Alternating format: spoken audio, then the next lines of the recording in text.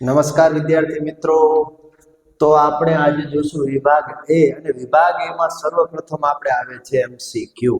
તો આજે એવા 30 એમસીક્યુ જોઈએ કે જે ખૂબ જ આઈએમપી છે તમારી દ્વિતીય પરીક્ષા માટે. તો પહેલો જ એમસીક્યુ જોઈએ. એક દ્રાવણ લાલ લીટમસને ભૂરું બનાવે છે. અહીંયા આપણી નજર આ લાલ ને ભૂરું બનાવે એમાં હોવી જોઈએ. તો આપણા સૂત્ર પ્રમાણે એ ભૂલા બે લાભુ એટલે એસિડ ભૂરાને લાલ બનાવે અને બેઝ લાલ ને ભૂરું બનાવે છે. તો અહીંયા લાલ માંથી ભૂરું બને છે તો એ બેઝ હશે. અને બેઝ ની પીએચ કેટલી હોય? તો પીએચ 0 થી લઈને 14 સુધી હોય. 7 હોય ન્યુટ્રલ, અહીંયા હોય બધા એસિડ હોય અને આ બેઝ હોય. બેઝ ક્યાંથી ક્યાં હોય? 7 થી 14. એનો અર્થ કે આપણી પીએચ 7 થી મોટી હોવી જોઈએ. 1 ન હોય, 4 ન હોય, 5 ન હોય. તો શું હોય જવાબ આપણો? 10. નેક્સ્ટ, એક દ્રાવણ ઈંડાના પીસેલા કવચ સાથે પ્રક્રિયા કરી વાયુ ઉત્પન્ન કરે છે જે ચૂનાના પાણીને દૂધિયું બનાવે તો દ્રાવણ ખાલી જગ્યા ધરાવે. હવે આપણને એટલો ખ્યાલ આવી જવો જોઈએ કે ચૂનાના પાણીને દૂધિયું કોણ બનાવે? Carbon dioxide. તો કાર્બન ડાયોક્સાઇડ ઈંડાના પીસેલા કવચમાંથી. ઈંડાના પીસેલા કવચમાં શું હોય? CaCO3 હોય. આમાંથી CO2 કઈ રીતે ઉત્પન્ન થાય? તો કે એની સાથે HCl ની પ્રક્રિયા કરશો મિત્રો તો કાર્બન ડાયોક્સાઇડ વાયુ ઉત્પન્ન થાય છે. તો અહીંયા એ દ્રાવણ કયું હશે? HCl. નેક્સ્ટ જોઈએ. 10 ml NaOH ના દ્રાવણનું 8 ml આપેલ HCl ના દ્રાવણ વડે સંપૂર્ણ તટસ્થીકરણ થાય છે. જો આપણે તે જ NaOH નું 20 ml દ્રાવણ લઈએ તો તેને તટસ્થ કરવા માટે HCl કેટલું લેવું પડે? અહીંયા એ જોવાનું કે આ એ જ દ્રાવણ છે HCl, એનું કોઈ ફેરફાર કર્યું નથી. તો 10 નું આ 20 થયું તો આ 8 નું કેટલું થાય? જો 10 નું 20 થાય એટલે બમણું થયું. તો ઓલું 8 નું બમણું કેટલું થાય? 16 જવાબ આવશે. નેક્સ્ટ જોઈએ. અપચાના ઉપચાર માટે નીચેના પૈકી કયા પ્રકારની દવાઓનો ઉપયોગ થાય છે? તો આપણે ભણવામાં એક પ્રકારની દવા જાય છે અને એ દવા એટલે કઈ? એન્ટાસિડ દવા. આગળ જોઈએ. કયા ક્ષારના જલીય દ્રાવણની પીએચ 7 હોય છે? કયા ક્ષારના જલીય દ્રાવણની પીએચ 7 હોય? પીએચ 7 એટલે ન્યુટ્રલ હોય. તો કયો હોય છે? આપણે રોજ મીઠું પાણીમાં ઓગાળીને પીએ છીએ તો એ જ દ્રાવણ NaCl જેની પીએચ 7 હોય છે. ઇથેન અણુનું આણ્વીય સૂત્ર C2H6 છે. તેમાં ખાલી જગ્યા શેની વાત કરે છે? સહસંયોજક બંધ. તો પહેલા તો એ ખ્યાલ હોવો જોઈએ મિત્રો, સહસંયોજક બંધ એટલે શું? એવો બંધ કે જે ઇલેક્ટ્રોનની ભાગીદારીથી બને. તો અહીંયા C2H6 આપણે જોઈએ બંધારણ. આ બે કાર્બન બે વચ્ચે એક, કારણ કે ઇથેન છે એટલે આલ્કેન હોય જેની વચ્ચે એકલ બંધ જ આવેલા હોય. વૈધા એ બધા હાઇડ્રોજન, એક કાર્બન 4 બંધ બનાવે તો આની પાસે 3 હાઇડ્રોજન વૈધા. એવી જ રીતે આની પાસે પણ 3 હાઇડ્રોજન વૈધા. હવે આપણને શું પૂછ્યું છે? તો તેમાં કેટલા સહસંયોજક બંધ? તો અહીંયાથી એક પણ બંધ આયનીય બંધ નથી. બધા જ બંધ કેવા છે? સહસંયોજક બંધ. તો આપણે ગણીએ 1 2 3 4 5 6 અને 7. તો 7 સહસંયોજક બંધ થાય એટલે આપણો જવાબ બનશે સી. નેક્સ્ટ જોઈએ 7મું. બ્યુટેનોન 4 કાર્બન ધરાવતું સંયોજન છે જેમાં ક્રિયાશીલ સમૂહ ખાલી જગ્યા કયો છે એ કહેવાનું છે. ક્રિયાશીલ સમૂહ એટલે એવો સમૂહ કે જેના દ્વારા આપણે કોઈ પણ કાર્બનિક સંયોજનનો ગુણધર્મ નક્કી કરી શકીએ. તો અહીંયા આપણને કોઈ પણ ક્રિયાશીલ સમૂહ આપ્યો હોય તો નામની આગળ પૂર્વક લાગે અથવા તો પ્રત્યય લાગે. તો અહીંયા આપણે જોવાનું છે બ્યુટેનોન. તો બ્યુટેન એ તો આપણું નામ છે બ્યુટેન. તેની આગળ તો કાંઈ નથી, તો પાછળ શું છે? ઓન. તો ઓન કોનો પ્રત્યય છે? પ્રત્યય છે આપણો ઓન. ઓન કયા ક્રિયાશીલ સમૂહનો પ્રત્યય છે? ચારેયમાંથી કાર્બોક્સિલિક એસિડ, એનો તો કોઇક એસિડ છે, તો એ જવાબ નહીં આવે. પછી કીટોન, તો જો ઓન પ્રત્યય, તો જવાબ આપણો શું આવશે? કીટોન. આયોડિન ને આલ્કોહોલ નહીં આવે. આઠમો, ખોરાક રાંધતી વખતે જો વાસણના તળિયા બહારથી કાળા થઈ જાય, અંદરથી નહીં બહારથી કાળા થઈ જાય છે, તો એનો અર્થ શું છે? તો એનો અર્થ શું હોઈ શકે? જોઈએ. ખોરાક સંપૂર્ણ રંધાયો નથી, એવું જરૂરી નથી, રંધાયેલો પણ હોઈ શકે. બળતણનું સંપૂર્ણ દહન થયું નથી.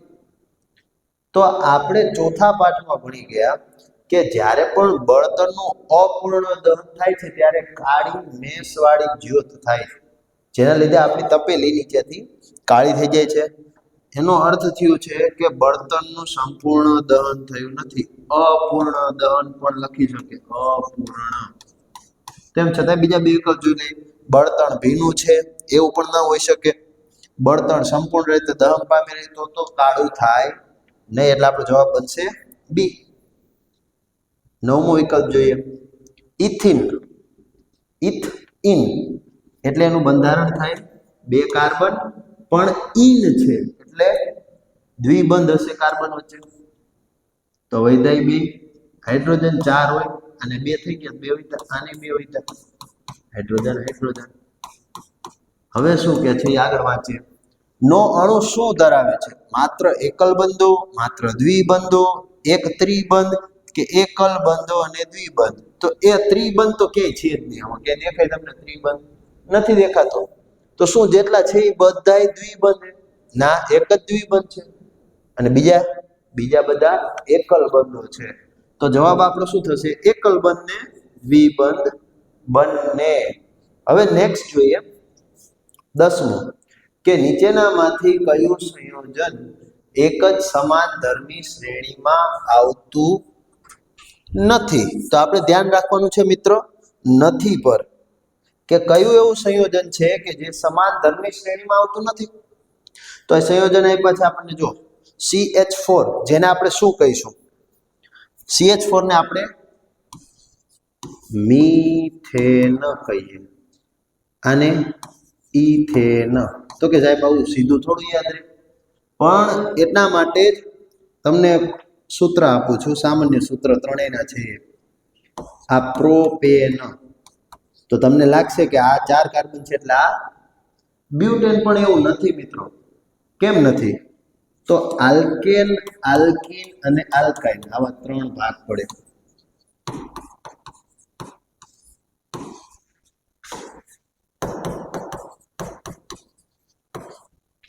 આલ્કેનનું સામાન્ય સૂત્ર છે CnH2n+2. આલ્કીનનું સામાન્ય સૂત્ર છે CnH2n અને આલ્કાઇનનું છે CnH2n-2. n એટલે કાર્બનની સંખ્યા. તો અહીંયા જો કાર્બનની સંખ્યા 1, તો એના બમણા કરો 2, વત્તા 2 કરો ને ત્યારે 4 થાય, એટલે આ આલ્કેન છે. પછી આ 2 એના બમણા કરો તો 4, એમાં વત્તા 2 કરો ત્યારે 6 થાય, એટલે એ પણ આલ્કેન છે. 3 ના બમણા 6, વત્તા 2 કરો એટલે 8, તો એ પણ આલ્કેન છે. પણ 4 ના બમણા કરો તો 8, તો એ આલ્કેન નથી. એ શું થશે? જો બમણા થાય છે, તો આ 4 વન લીધે બ્યુટીન, ઇન પ્રત્યય લાગશે, કેમ કે આલ્કીન છે. તો આ ચારેયમાંથી 3 સરખા છે, આલ્કેન, અને એક જુદું છે, માટે એ સમાન ધર્મી શ્રેણીમાં આવતું નથી. સમાન ગુણધર્મ વાળી શ્રેણીમાં ઈ ફિટ બેસતું નથી. આપણો જવાબ થશે ડી. મનુષ્યના મૂત્રપિંડ એ ખાલી જગ્યા સાથે સંકળાયેલા એક તંત્રનો ભાગ છે. તો મૂત્રપિંડ એ ગાળણની પ્રક્રિયા કરે. હવે ગાળણ એટલે કોનું? મૂત્રનું અને રુધિરનું, જે ઉત્સર્જન તંત્રમાં આવે છે. એટલે આપણો જવાબ બનશે સી. વનસ્પતિઓમાં જલવાહક ખાલી જગ્યા માટે જવાબદાર છે. જલવાહક તો એ શું કરતું હશે? ગુજરાતી આવડે એટલે વિજ્ઞાન આવડે. જલ એટલે પાણી, વાઘ એટલે વહન. તો પાણીના વહન માટે જવાબદાર છે.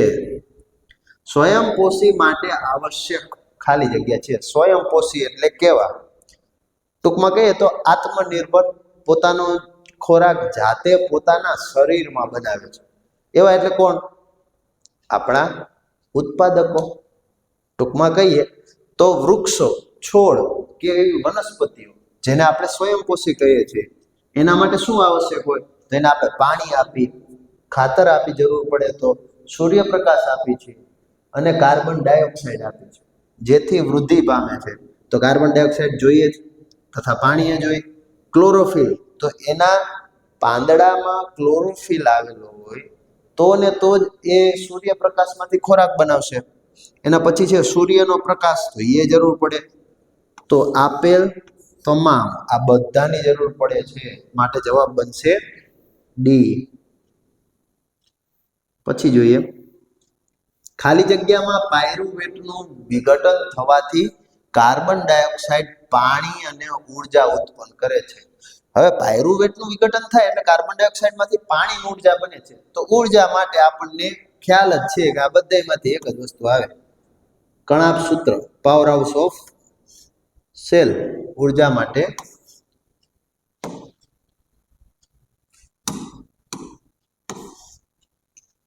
કણાભ સૂત્ર આવશે. નેક્સ્ટ જોઈએ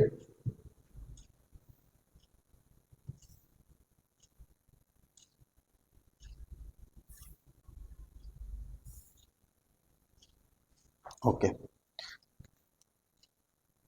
નીચે આપેલા સમીકરણ સાચું બને તે રીતે પૂર્ણ કરવા સાચો વિકલ્પ પસંદ કરો. હવે આ સમીકરણ શેનું છે પેલા આપણે એ જોઈએ. અહીંયા મિત્રો એક મિસ્ટેક છે. ઓક્સિજન છે, કાર્બન ડાયોક્સાઇડની.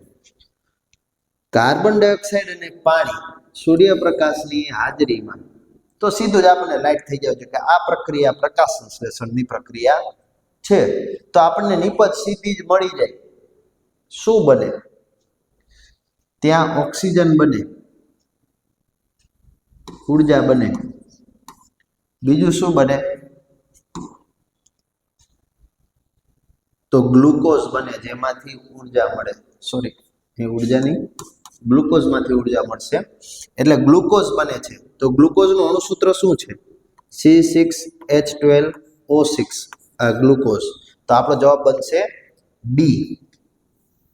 નેક્સ્ટ જોઈએ મનુષ્યના દૈહિક કોષોમાં કેટલી જોડ રંગસૂત્રો હોય છે? અહીંયા આપણને જોડ પૂછ્યું છે.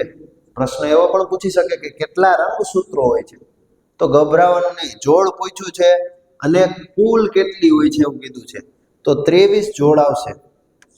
કેટલી જોડ આવશે? 23 જોડ આવશે. સજીવોના લક્ષણો કોના દ્વારા પ્રભાવિત થાય છે? તો અહીંયા આપણને એક મેન્ડેલનો વટાણાનો પ્રયોગ હતો મિત્રો.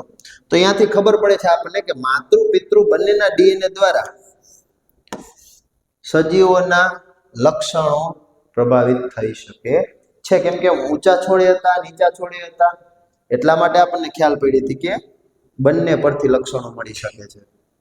તો પેઢી દર પેઢી જનીનિક માહિતીનું અભિવ્યક્તિનું વહન કયા ઘટક વડે થાય છે? આપણા જનીનમાં રહેલી માહિતી આપણી આવનારી પેઢીને આપણે શેના દ્વારા આપીએ છીએ? પ્રોટીન, ડીએનએ, આરએનએ કે ઉત્સેચક? તો જવાબ આપણો થશે ડીએનએ. અને મિત્રો યાદ રાખશો કે ડાયરિબોન્યુક્લિક એસિડ આખું ફૂલ ફોર્મ પણ 1 માર્કમાં પૂછાઈ શકે છે. 19મું જોઈએ મનુષ્યમાં લિંગી રંગસૂત્રની જોડ કેટલી હોય છે? તો એમાં ભાગ પડે છે 22 + 1. તો એ એક છે એ જ લિંગી રંગસૂત્રોની જોડ પૂછ્યું છે એટલે 1 આવશે. ટોટલ 23. નેક્સ્ટ જોઈએ સ્નેલ એટલે ગોકળગાય, તેમનું લિંગ બદલી શકે છે. તો શું સૂચવે છે? તેમાં લિંગ નિશ્ચયની આનુવંશિક નથી, તે ઉભયલિંગી છે, તે વંધ્ય છે, કે તેના ફલિતાંડમાં કેટલાક રંગસૂત્રો વાય રંગસૂત્રોમાં વિભેદન પામે છે? તો અહીંયા આપણને એ ખ્યાલ હોવો જોઈએ કે લિંગ નિશ્ચયન આનુવંશિક નથી એવું આપણી ચોપડીમાં આપેલું છે, માટે આપણો જવાબ બનશે એ. હવે સ્નેલ એટલે ગોકળગાય કેવું હોય છે કે ગોકળગાય એના જન્મ પછી એ ધારે ત્યારે પોતાનું લિંગ બદલી શકે છે, માટે ઈ એવું કહેવામાં આવે છે કે લિંગ નિશ્ચયન છે એનું આનુવંશિક નથી હોતું, જન્મજાત નથી હોતું. જે માણસમાં નક્કી જ હોય છે કે જન્મે એટલે કાં તો છોકરો હશે કાં છોકરી હશે, એમ લિંગ નિશ્ચયન નક્કી હોય છે, નિશ્ચય હોય છે, પણ ગોકળગાયમાં નક્કી હોતું નથી. બહિર્ગોળ લેન્સ વડે કેવું પ્રતિબિંબ મેળવી શકાતું નથી? તો બહિર્ગોળ વડે, હવે આ જ પ્રશ્ન આપણે ઘણીવાર ચર્ચા કરી ગયા છે કે બે પ્રકારના લેન્સ હોય, બે પ્રકારના કોષ્ટક તમને આપેલા છે ચોપડીમાં. તો આવા કોષ્ટક જે આમ તમને મોટી માહિતી લાગે છે, પણ એને અમુક રીતથી, કેવી કેવી રીતો તે આપણે ચેપ્ટરમાં જે અગાઉ વિડીયો ભણાયા છે એમાં કીધેલું છે, તો એવી નાની નાની રીતોથી તમે આ પ્રશ્ન સોલ્વ કરી શકો છો. તો આ તમારો હોમવર્ક છે મિત્રો, કે કેવું પ્રતિબિંબ મેળવી શકાતું નથી તમારે કહેવાનું છે. હવે અને એ આમાંથી તમને જોઈને જ ખ્યાલ આવી જાય, કેમ કે એક પ્રકારનું પ્રતિબિંબ આ બહિર્ગોળ લેન્સ આપી શકતું નથી, ક્યારેય નહીં. ગમે આ તમે ગોઠવો તો ગમે આ ગોઠવવા છતાં પદાર્થનું પ્રતિબિંબ એક પ્રકારનું નથી મળતું. જો આ તમને 4 પ્રકાર આપ્યા, આભાસી, વાસ્તવિક, નાનું, મોટું. હવે એ ચારેયના કોમ્બિનેશન કરીને એક કોમ્બિનેશન એવું છે, એ તમે ગોતજો મિત્રો, અને શક્ય હોય તો કોમેન્ટમાં જવાબ આપજો. 22મો છે, નીચેના પૈકી કેટલી કેન્દ્ર લંબાઈ ધરાવતા બહિર્ગોળ લેન્સનો પાવર સૌથી વધારે હોય? હવે અહીંયા એ સમજવાનું રહ્યું કે લેન્સનો પાવર એટલે શું. તો લેન્સનો પાવર P એટલે 1/f. f એટલે શું? કેન્દ્ર લંબાઈ. તો એનો અર્થ એ થયો કે આ બે વ્યસ્ત પ્રમાણમાં છે. 1/f એટલે વ્યસ્ત પ્રમાણમાં છે, કે જેવો f વધશે એમ p ઘટશે. તો p ને વધારવો હોય, અહીંયા આપણને સૌથી વધારે કીધું, p ને વધારવો હોય તો f ને આપણે ઘટાડવો પડે. તો સૌથી ઓછો f ક્યાં છે? 10. એટલે આપણો જવાબ બનશે 10. એના પછીનો જોઈએ કે સમતલ અરીસાની સામે વસ્તુને બહુ જ મસ્ત આઈએમપી અને કહી શકાય કે સ્માર્ટ એમસીક્યુ મૂકેલો છે.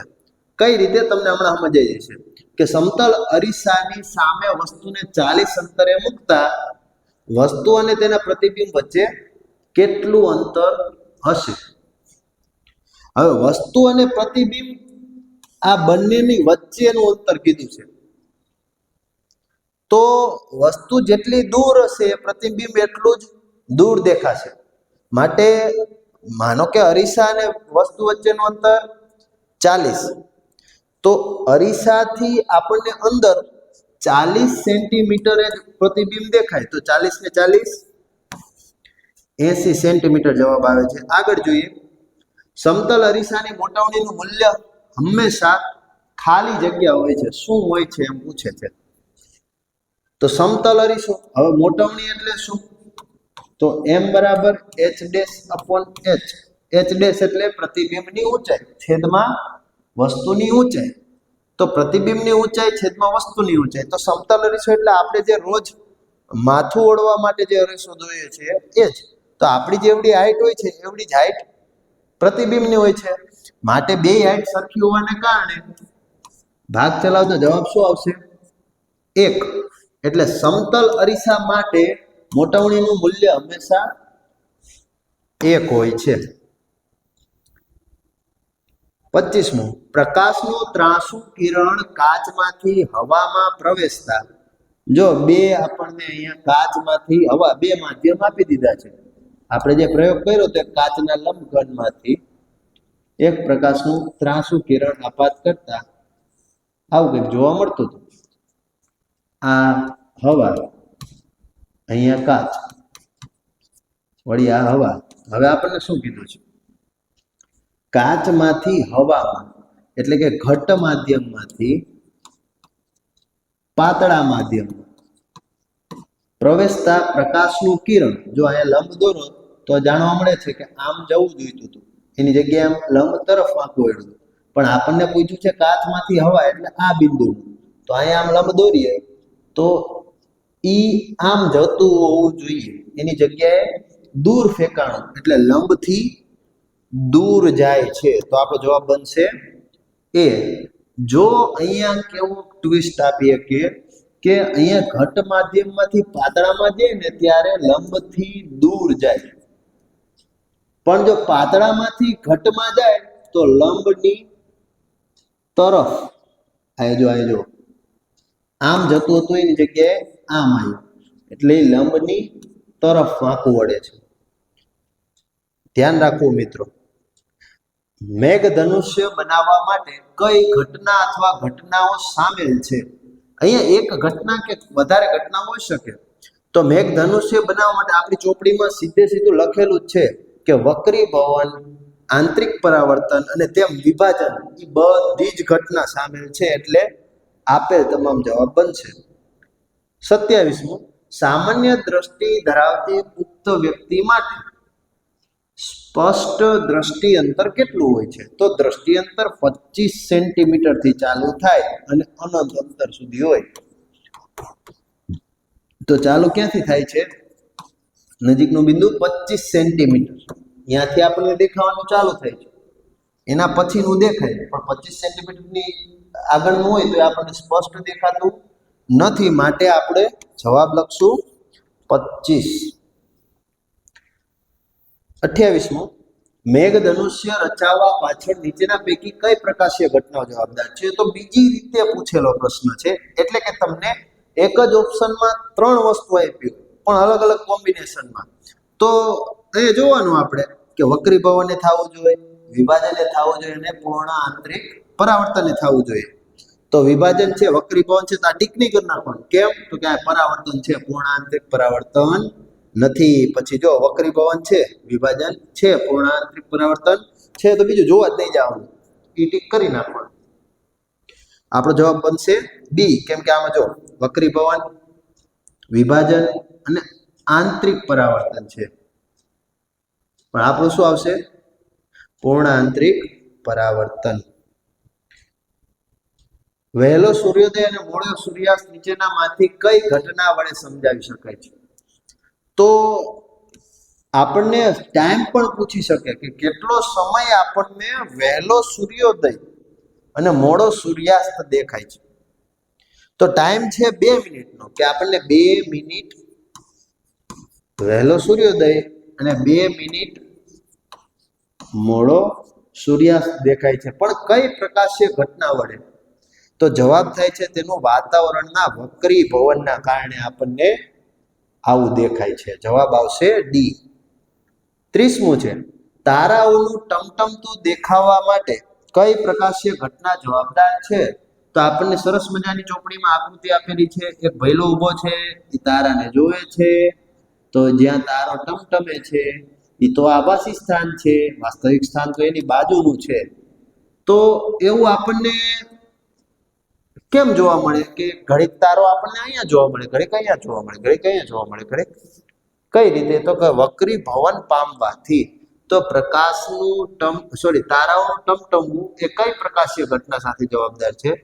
તો જવાબ આપણને અહીંયાથી મળી જશે, વાતાવરણીય વક્રીભવનના કારણે શક્ય છે. તો આ હતા આપણા 30 વિકલ્પ, એટલે આવીને આવી 30 ખાલી જગ્યાઓ તથા આવા નવા અમુક ખરા ખોટાઓ અને જોડકાઓ વિભાગ એ પૂર્ણ આપણે સોલ્યુશન કરાવશું અને આઈએમપી પ્રશ્નો આપશું.